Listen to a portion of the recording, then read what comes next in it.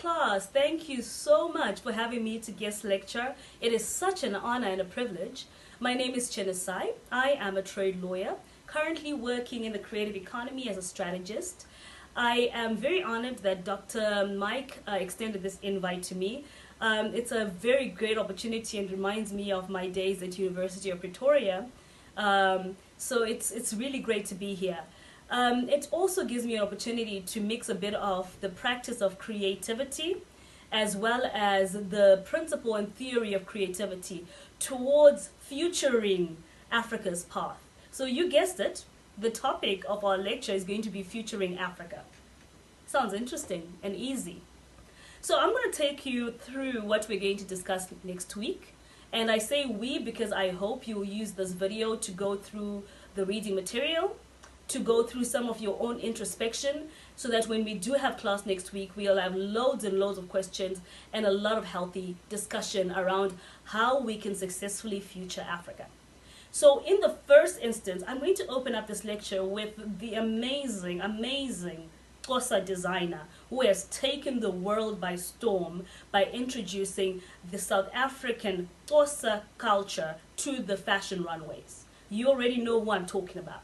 So this is how we're going to open up, for the very simple reason that if we're going to talk about the African future, we cannot leave the youth out of it. You are going to be the future of Africa. You need to find your voice. You need to figure out where you land and what value are you going to add to Africa. So, given that, once we've gone through that, the second instance, we're going to talk about how can we scale the voice of millions of the youth in Africa towards telling the future, writing the narrative, changing it where it needs to be changed. As Chimamanda always says, there's a danger in a single story. But I don't think we have that problem because we have the biggest growing youth population the world over. And you know what is good about being a youth and being young and agile like we are? We have access to digital spaces. We can use digital spaces to tell stories. We can trade in services by telling stories, writing in journals that are based in the New York City, writing for journals that are based in the United Kingdom, writing for journals that are based in Asia. This is the world, the fourth industrial revolution, that is going to allow us to transform the African narrative as well as to build a new narrative. In the third instance, we're going to talk about what is the future of work. Did you know that creativity is the future of work? I know you're probably thinking about machine learning, automation. Well, I want to surprise you with some interesting findings about what the future of work looks like. It is a renewed sensation and investment in, wait for it, human capital. In the fourth interest, we're going to talk about how do we get all these things catalyzed? What is the catalyzing factor? I'm going to introduce you to some of the best and interesting creative co-working spaces around the world. Some of you might know them as hubs, right? And some of you might just know them as co-working spaces. What is relevant about creative co-working spaces? Collaboration. What is important about collaboration?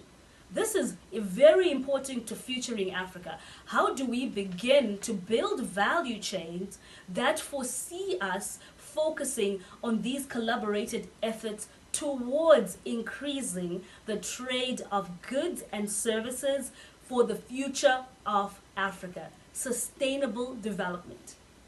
In the last instance, I am going to walk you through the newly ratified, and we hope it goes into full force, the African Continental Free Trade Agreement. What is a free trade agreement? And what use does it have to you sitting in South Africa, I sitting in Zimbabwe, and a colleague sitting in Nigeria? What is a free trade area? Does it matter to you as a student? Could you be trading in services as a student right now with someone in Uganda, someone in Zimbabwe, someone in Nigeria? So this is where we're going to finish off our presentation. Lastly, but not least, we're going to ask you about what is your future. What do you think the future of Africa looks like? When we talk about futuring Africa, what exactly does it mean to you?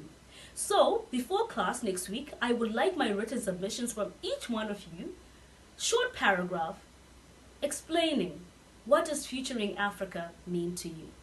Thank you very much. See you next week. Bye, and thank you, Doc.